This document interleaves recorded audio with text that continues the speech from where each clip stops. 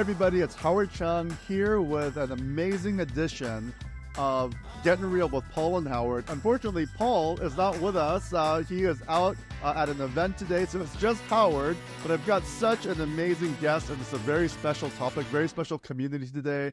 We are going to be talking to an expert who knows, lives, breathes, lives in the San Juan Islands. We've got Sadie Holt, residential expert at John L. Scott, who's been in the real estate industry for many years, and she is just an amazing resource, especially when it comes to San Juan County. And so all of you have heard, of course, of the San Juan Islands, the amazing islands, the Orcas Islands, right? Just to the north of, the greater Seattle area, just underneath Canada, and just right there in that passage is some of the most gorgeous real estate you will ever find, like in the entire globe. It is just such an amazing, amazing place. And so many of you, of course, from the greater Seattle, the Northwest, you visited the San Juan Islands.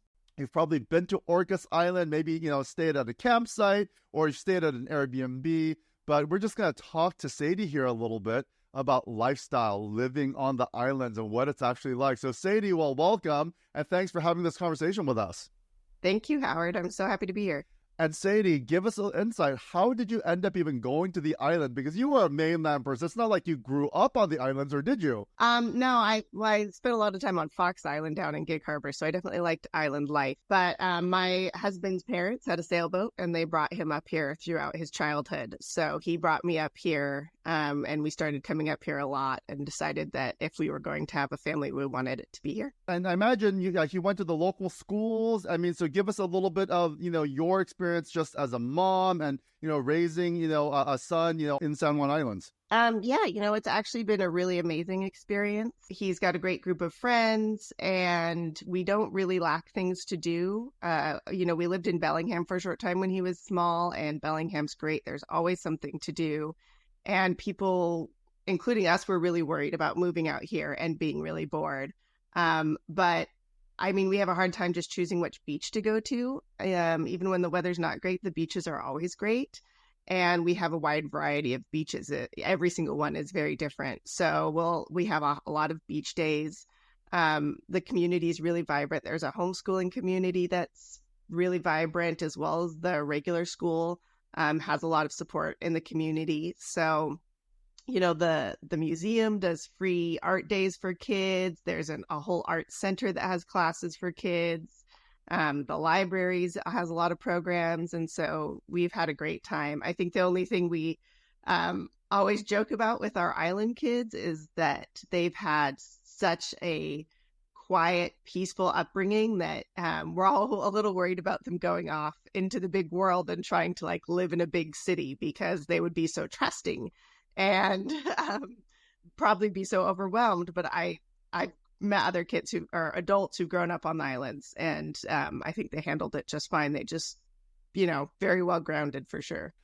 And San Juan, it's its own county. Again, it's not part of Island County. It's not part of Skagit County. It is San Juan County. And so you give us a little insight to, what that means, if there's anything, unique about that, or some positives or negatives about that. It's definitely an interesting place. So it's all islands. We have 4 main islands: San Juan, Orcas, Lopez, and Shaw. Those are the ones that are served by the state ferries. And then we have outer islands that some of them are inhabited. Some of them are private islands where only one person lives there. A lot of them are private islands with, 70 to 80 people who live there full time. So it's very unique in that way. Our county government has to spread itself over these islands. Its government employees live on different islands. And I sit on the county's board of tax appeals. I'm one of the primary members, and all of our meetings are via Zoom because we're all on different islands.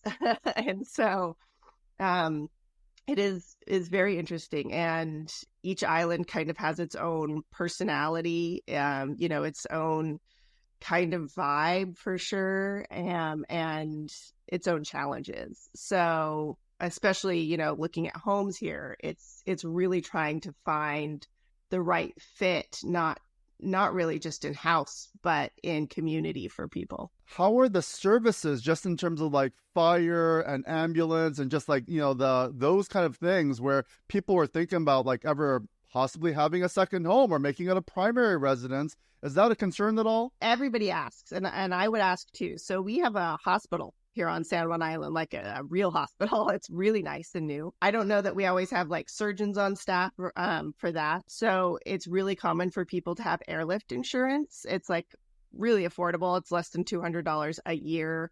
And it covers helicopter and plane flights out. So certain islands have different challenges. Lopez does not have like an urgent care clinic. But Orcas does, run by University of Washington. And then we have a Peace Health Hospital. So it's island by island. For us, we've needed vet care more than human emergency care. And so thankfully we have 4 veterinarians on San Juan Island. Lopez has none, and Orcas has, I think, 2. So yeah, we're really well cared for on all of those things.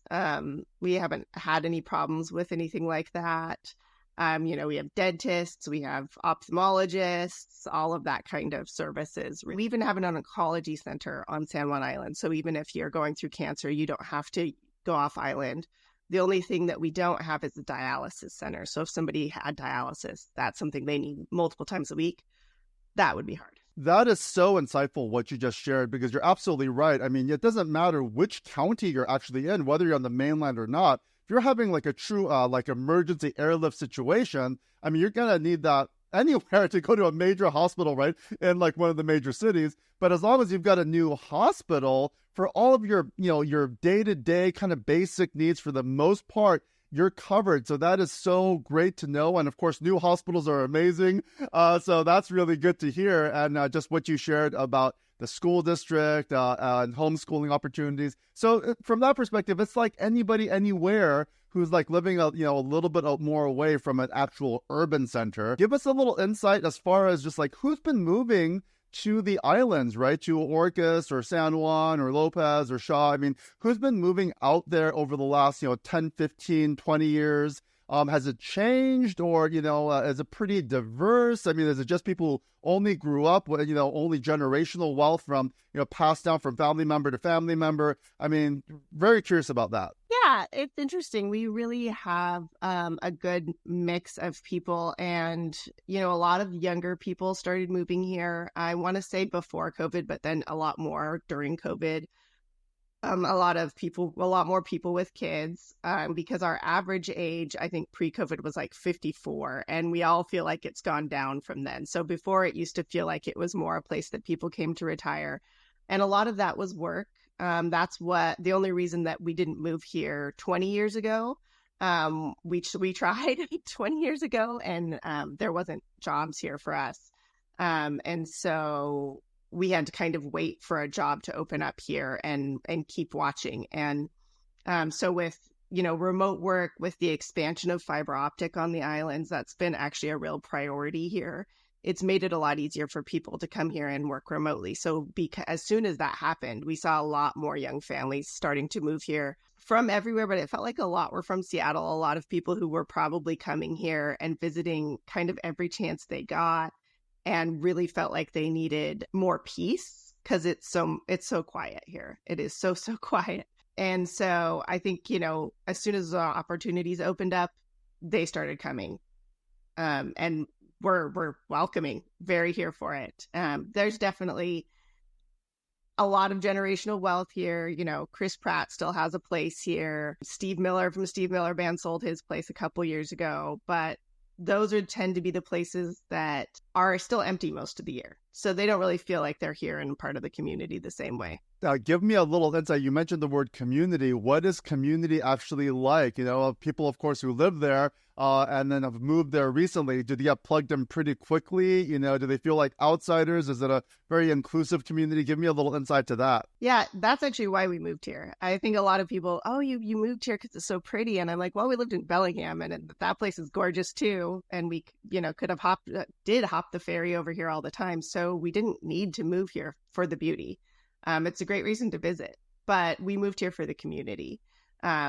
And the community is really great. I've had a lot of clients who are really worried about being able to make friends here. And I'm like, look, I've lived a lot of places. I've lived in at least 30 different houses in Western Washington, and quite a few different communities within that. And this is the easiest place I've ever had making friends. We don't even have friends. We call them family because they're just island family. It's really typical to see houses with fire pits and a bunch of Adirondack chairs around them. And I tell people, like, you're going to use this. Get used to it. Start building your outdoor pizza oven now, because your neighbors are going to start coming over. You're going to be making friends, especially in the off season. You can really tell the difference. You're in the grocery store and people are much more chatty with each other. They strike up conversations with you everywhere. And before you know it, it's, where do you live? Oh, you know so-and-so? I know so-and-so. We need to get together sometime. So it's definitely a very big difference from the Seattle cold shoulder I was raised with when I lived in Capitol Hill as a kid. But it's really great. It's a great community. Everybody is very welcoming. I've never seen anybody chilly toward an outsider. Even Californians, we joke that we should just call this place New California, because most people here are from California, or their parents were from California. Our town mayor is from California. Like, nobody minds about that at all. Now, we know that some of the most expensive real estate, like, in the world is on Orcas, like around in San Juan Island. Oprah used to live there. I mean, there are some incredible places. You could buy an island, right? I mean, so we know there's wealth. But, those people, those knowledge workers, maybe they're still working and, they want that community life. I mean, is there opportunities for housing? I mean, are there still availability? I mean, of course, you can't, buy probably a starter home, or a first-time home buyer is probably not going to be the market. But, somebody who's in a more realistic world, but they still want to work, and maybe, they're still professionals, and but, they've got some great equity they built, they've got some money, but give me a little insight to housing and housing prices.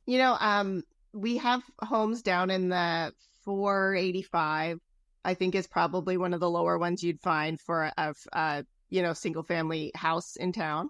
So it's totally possible. And then going out from there, you have like a pretty nice, your average, like, nice 2,200 square foot house is probably going to be anywhere between 800,000 and 1.1 million. A lot of those would have acreage with them, so very private setting. So I think, especially if you have some equity from a former house or a current house, it's totally possible for you to find something here. We're going into the winter months now, so things tend to slow down and the market slows down with them a bit. And so it's actually a really good time to be a buyer here. Not in the height of summer might be a tricky time, but going in, October, November is a great time. And yeah, we definitely still have our $15 million estates out there. And they're absolutely mind-blowing houses. Every single house here is a custom home. I think we have maybe 3 or 4 subdivisions that are quite small that were built by, a tract builder kind of thing, still a smaller local one. But other than that, every single house is custom. So it's actually a really challenging place to work as an appraiser. But as a realtor, it's really neat because all the houses are so interesting. This is fascinating. The fact that there are properties still in kind of the same price range as so many other communities where you can still, chances are you're not going to have, waterfront for that, but you don't get waterfront anywhere for under, a couple of million anyway. So, but there's access to beaches and lifestyle could be amazing. And so there are, in fact, then homes in the quote unquote more affordable, range for people from the, from the cities, from the West Coast, I'm sure. So really, really great to know. What is something else that, you always love to share, with people who are curious, they love maybe coming and visiting, but dare they dream to actually live there as a second home or as their primary residence? What do you like to share to them? It's a shift in mindset when you are here. You don't see people wearing makeup very often in town. Everybody is incredibly casual. The person you could be standing next to could be a billionaire, or it could be a farmer who, was just spending the morning mucking out a goat barn, and they're going to be standing there talking to each other, and you wouldn't really know the difference. So there's no level of that pretentiousness. I've pulled up to $20 million estates and had the owner outside doing his own yard work, and doesn't treat you any differently or anything like that. So I think a lot of that is kind of shed when you come onto the island, when you get off the ferry. And we're all just islanders, and it's all very relaxed and very chill. There's a lot of people who just wave you off and say, no worries, island style, or it's on island time. And so it really is a lifestyle shift and a mindset shift that I don't think most people expect. And I think they think of it as like, well, that's like a cliche thing that they do in Hawaii, right? And I'm like, well, we're just kind of just a cold Hawaii, really. We are a lot more chill and relaxed, and kind of do have our own vibes that we really actively embrace. Sadie, this has been an amazing conversation. I'm so curious even myself, where, maybe I was thinking Whidbey Island, something a little bit closer, and now I'm a little more curious about San Juan and, Orcas and, the lifestyle over there. You've just really painted a great picture. So all of you who are out there, and next time you plan on visiting Anacortes, or, or planning on just to, spend a day or maybe, an overnight on one of the islands, you got to take a little time to visit with Sadie and maybe take a look at a couple of houses just for fun even, right? And so this is, so if you know somebody who's thinking about buying or maybe a second home, and just, curious about that lifestyle, this is such a more realistic almost opportunity than maybe even like getting that house in Hawaii, right? So definitely inquire with Sadie, go for a visit. Thank you so much for listening today. Sadie, thank you so much for all of your insights. And so if you're curious again about the island life, over in San Juan County, definitely give Sadie a call, a connection, and she'd be more than happy to give you that island tour. Thank you, Howard.